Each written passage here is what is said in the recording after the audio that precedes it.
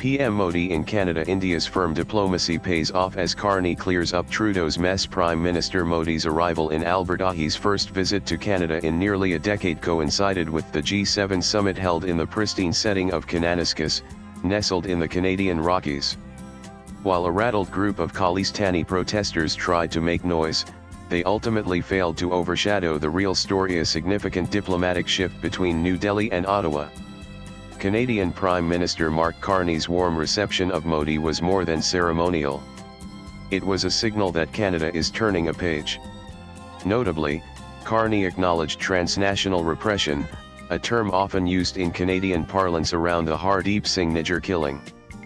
But crucially, he also mentioned terrorism in the same breath, recognizing India's consistent concerns about Khalistani extremists operating out of Canada. While answering a question about the Nijjar case, Carney treaded cautiously, saying that a judicial process was underway and he needed to be careful of making further comments. This marks a dramatic shift from the Trudeau era, where extreme and theatrical rhetoric was deployed for narrow publicity and political gains. A major sign of progress was the agreement between the two leaders to designate new high commissioners with a view to returning to regular services to cities and businesses in both countries. This is a restoration of diplomatic ties that had been downgraded during Trudeau's spat with India, when embassies in Ottawa and New Delhi had slashed staff in escalated tit-for-tat measures. In fact, ahead of the meeting, the two countries made a pact on intelligence sharing on terrorism and crime, directly addressing India's concerns. Under this, the law enforcement agencies on both sides would cooperate with each other.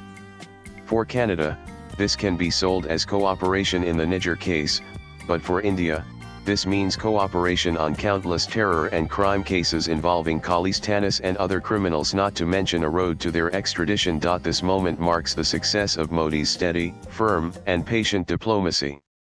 India has remained consistent in its stance on terrorism, extremism, and criminal syndicates, and never wavered even when faced with Trudeau's political theatrics and international mudslinging.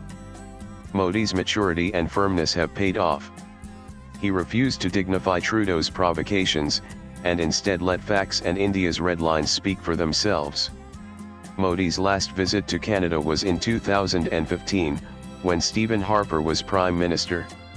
Harper had recognized the threat posed by Khalistani terrorism and chose to push trade and strategic cooperation with India.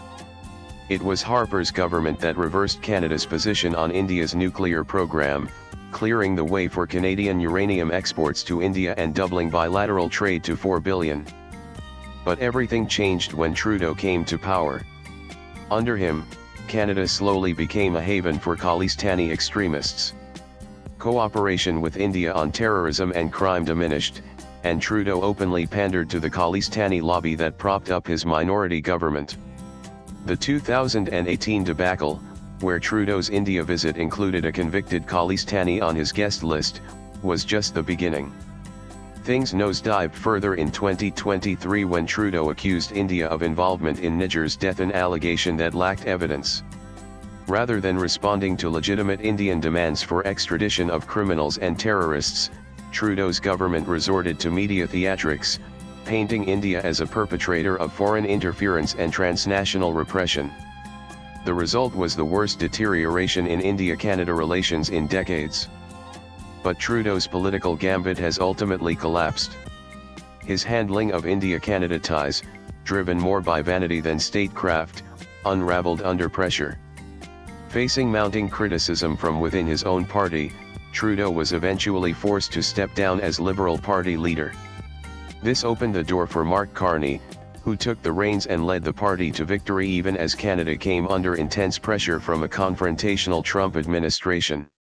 Now, Mark Carney is not a man of showmanship like Trudeau, but a seasoned economist who has formerly led the central banks of Canada and the United Kingdom. Carney brings a different tone to Ottawa, one of measured pragmatism. His campaign had already signaled a rethink on India.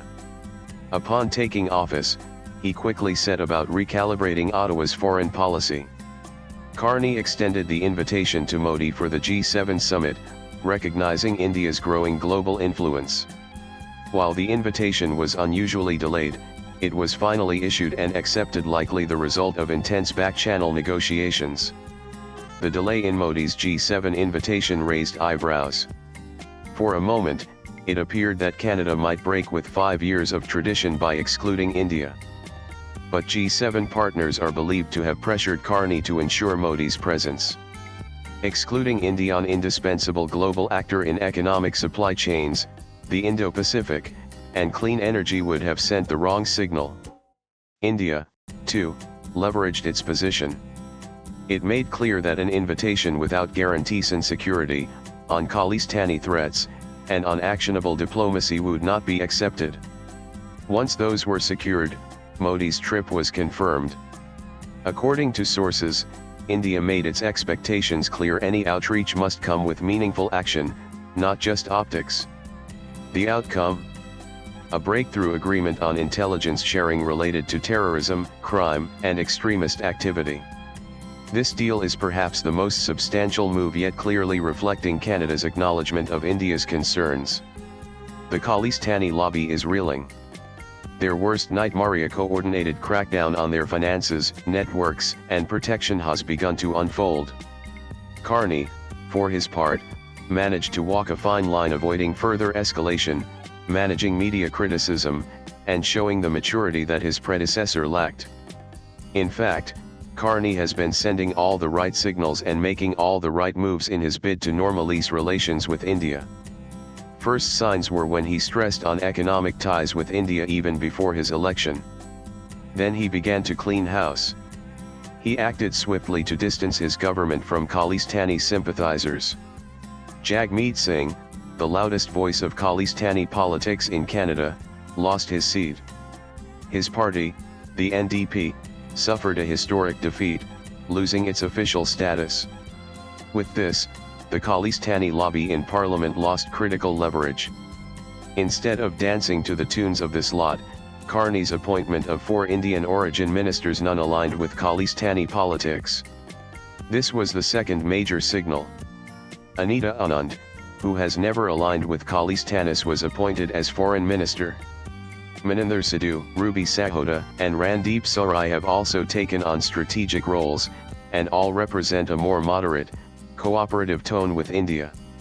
Meanwhile, just ahead of Modi's visit, Canada made headlines with its largest ever drug seizure: 479 kilograms of cocaine worth nearly $48 million.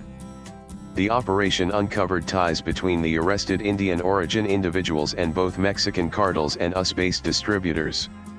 Investigators found that the drug money was being funneled into anti-India activities, including funding for Khalistani protests, referendums, and weapons procurement. Intelligence sources indicated ISI backing in this operation, with drugs trafficked to finance extremist groups in Canada. This bust not only vindicated India's repeated alarms but also pushed Canadian law enforcement to act decisively. Modi and Carney's handshake at Kananaskis was more than symbolic. It marked a potential turning point. Carney emphasized the importance of the India-Canada relationship not just in counter-terrorism but across the board: economic growth, energy transition, critical minerals, supply chains, and Indo-Pacific stability. There is massive untapped potential here. Current trade stands at just $8.6 billion, a fraction of what it could be. With Trump's tariffs on Canadian exports, and his casual calls for Canada's annexation, India presents a crucial opportunity for diversification. Canada's mineral-rich economy complements India's manufacturing needs, particularly in rare earths, uranium, and clean energy inputs. In fact, with nuclear energy demand going up in India, a strategic uranium supply from Canada could make ties more resilient. There is also a rich people-to-people link: hundreds of thousands of Indian students and immigrants in Canada, most of whom reject Khalistani extremism and yearn for better bilateral relations. If all goes well, talks for a free trade agreement, which were cancelled amid Trudeau's diplomatic clash with India, can be revived to explore the trade potential of this relationship. India has just signed a massive trade deal with the UK, and Carney would be inclined to follow suit in due course. But challenges remain. Trudeau's legacy still casts a long shadow. Canadian intelligence agencies, such as CSIS, continue to group India alongside adversaries like China and Russia under the broad banner of foreign interference, a narrative that Khalistani groups are only too happy to exploit. Jagmeet Singh, though politically diminished, still claims Indian agents were spying on him, and sections of the media are eager to amplify such claims. For the reset to hold, Canada must deliver on its commitments, clamp down on extremists, walk back anti-India propaganda, and avoid pandering to fringe lobbies. For India, cautious optimism must remain the mantra. The trust deficit won't disappear overnight, but this time, there is a reason to believe. India-Canada relations had hit rock bottom. India's stern, no-nonsense diplomacy has ensured that Canada woke up to its red lines. With patience and grace, Modi strategically left room for Carney to make amends, and the new Canadian leadership ultimately did so the first chance it got. Now, both sides are speaking a common language: security, mutual respect, and economic partnership. Swipe left for next video. The G7 summit in Canada may well be remembered not just for its multilateral agenda, but for marking the moment when two democracies, once adrift, found a reason to reconnect and reconcile. The Khalistani veto on India-Canada relations is dead. It only remains to be seen if Canada can live up to its promises. Latest blogs.